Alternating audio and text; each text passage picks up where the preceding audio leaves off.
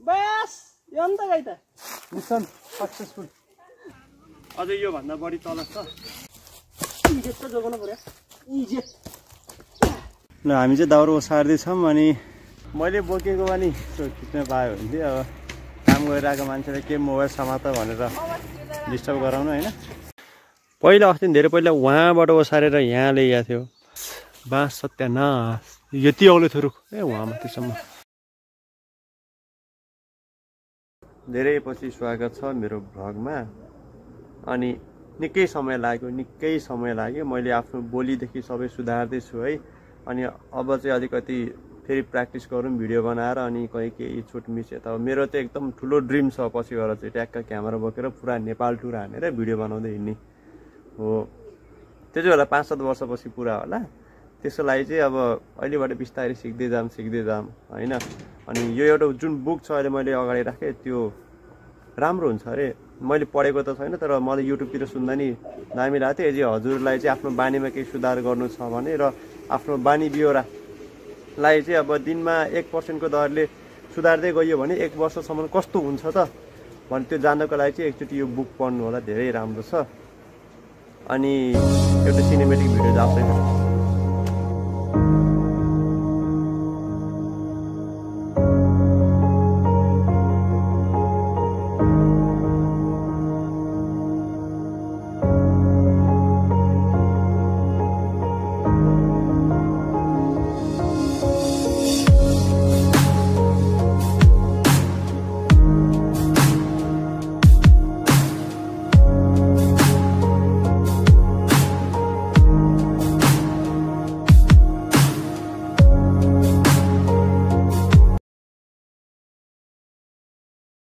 ल अब चाहिँ लाग्यो होइन बन्चरो र खुर्का लिएर।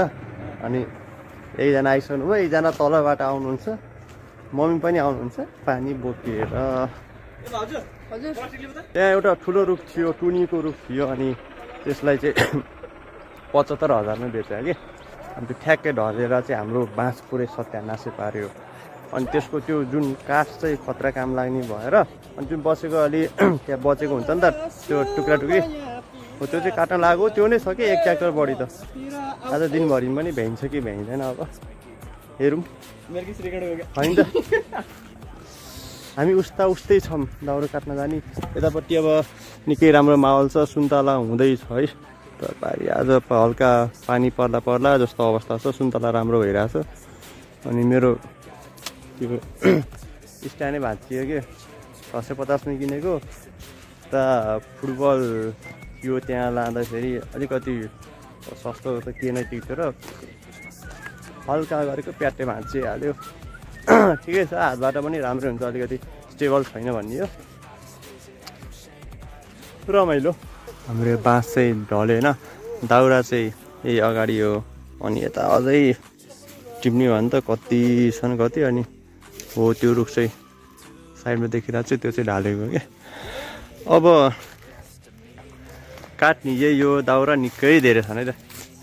सब दाउराले ओसारेर माथि पारीमा लगाउनुपर्छ। या ढुङ्गामा चाहिँ अलिक रिस्क हुन्छ, बन्चरको बिड जाला कि भन्ने डर पनि हुन्छ। मेरो अहिलेसम्म दाउरा काटेको बानी छैन। आज हातमा निकै ठेला उठ्ने छ। म हेल्परको काम गर्ने हो। मिस्त्रीहरू आइसकेको छ। त्यो दाउराले ओसारेर माथि लगेर अनि त्यसलाई खत्रै उठ्ने छ आज चाहिँ।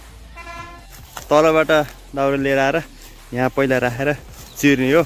अनि यहाँ पहिला पौडी खेल्थ्यौँ सानोमा। बर्खामा पानी ठुलो आउँछ, अहिले आउँदैन।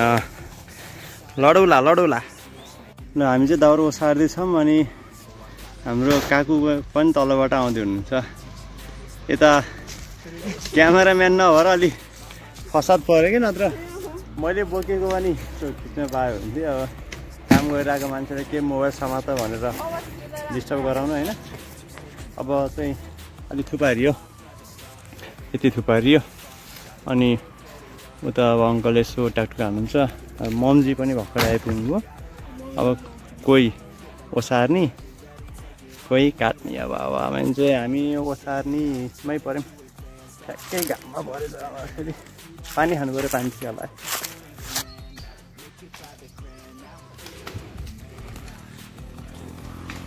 गरुङ्गो छ गाइस गरुङ्गो यत्रो थुपारी हामी दुईजना भएर अझै यो भन्दा बढी तल छ क्यामेराम्यानलाई धेरै धेरै धन्यवाद हाम्रो साजिन दिदीहरुलाई अरु अब चिरेपछि है त हामीले दाउरो बोक्न छोडेर चाहिँ दाउरा चिर्न लाग्यौँ अब उहाँ चाहिँ निकै प्रभावशाली व्यक्ति धेरै वर्ष भयो दाउरा चिर्न थालेको म पहिलोचोटि दाउरा चिर्दैछु अब जानियो भने चिरिरहन्छु जानिएन भने चिर्दिनँ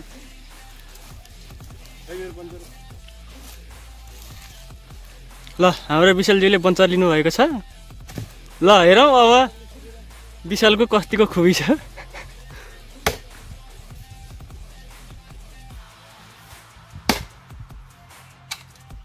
गाह्रो छ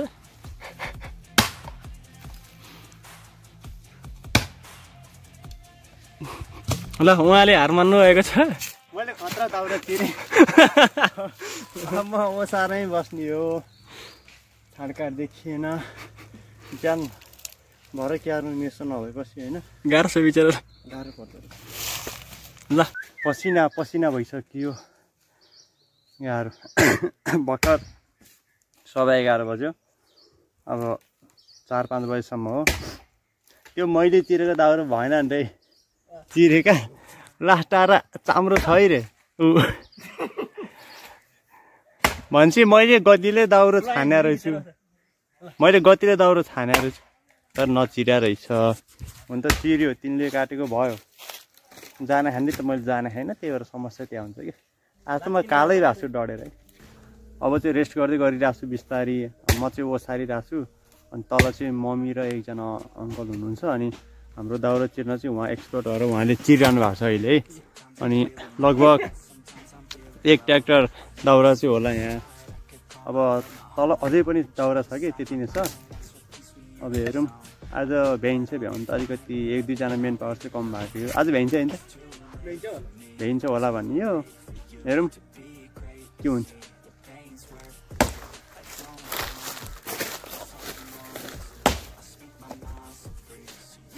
है यो चित्राउनु मन लाग्छ किन जानु यत्रो आधा गइसक्यो गएको छैन फक्क सिक्ने चिरेर होइन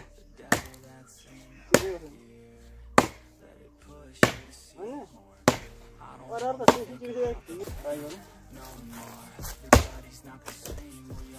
मुसिब छ क्या मुसिब हानु ल हानु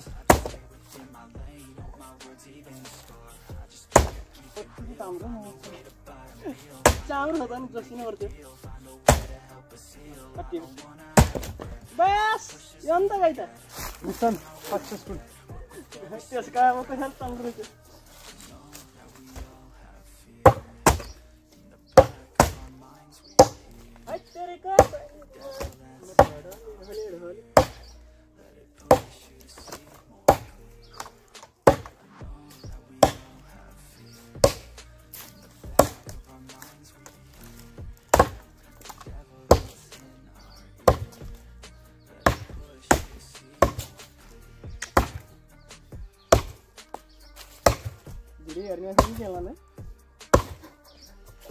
कसो काम चोर्दै थियो होला यता त्यो काटेको हाल्छु नि काम त इज्जत त जोगाउनु पर्यो इज्जत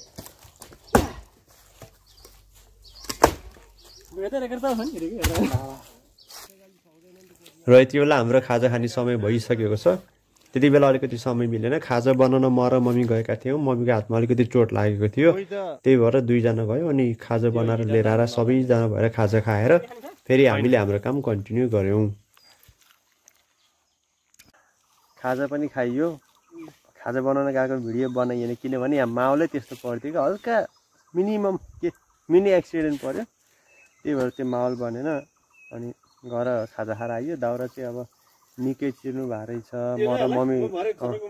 म र मम्मी गएको थियौँ खाजा बनाउनलाई त्यसपछि हाम्रो अब अङ्कलले चाहिँ अझै खाँदै हुनुहुन्छ पछाडि फर्केर दाउरा चाहिँ तलबाट अझै लिएर आउँछ अनि अब आज जति चिरिन्छ नचिरे अब अर्को दिनमा सायद होलीमा किनभने हाम्रो होली मनाउनु हुँदैन योपालि जुठो परेको छ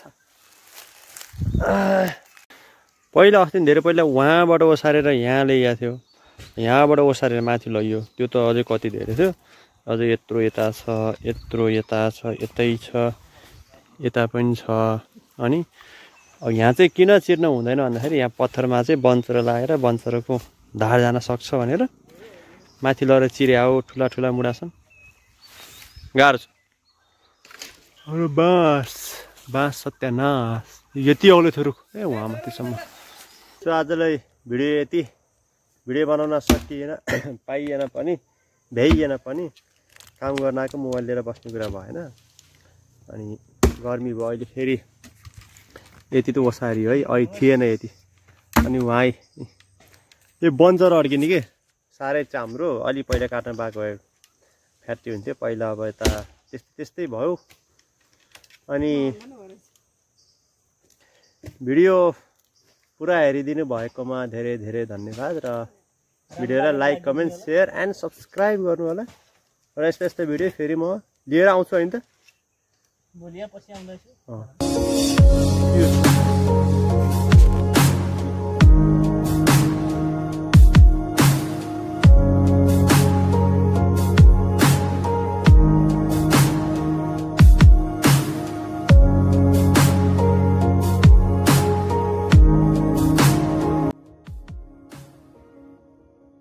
लास्ट हो अब है, लगभग 6 बज्न लागिसक्यो। 6 बज्न लाग्दा चाहिँ अब समय सकियो। तर दाउरा निकै धेरै, यत्रो धेरै यो दुईजनाले काट्नु भनेको यो कुनै मजाकिया कुरा होइन है। अझै यता पनि छन्, तल चाहिँ टुक्रा टुक्री मात्रै छ। यो अन्त्यमा यति धेरै दाउरा काट्यो, दाउरा काट्न सकियो। र अघि नै त मैले डिएन गराएको थिएँ, र फेरि अहिले लास्टमा चाहिँ इन नै भयो। अब चाहिँ इन भयो, समय पनि सकियो, सबै सकियो, दाउरा सकियो, अँध्यारो पनि हुन लागेको अवस्था छ। See you soon guys in next video. Thank you.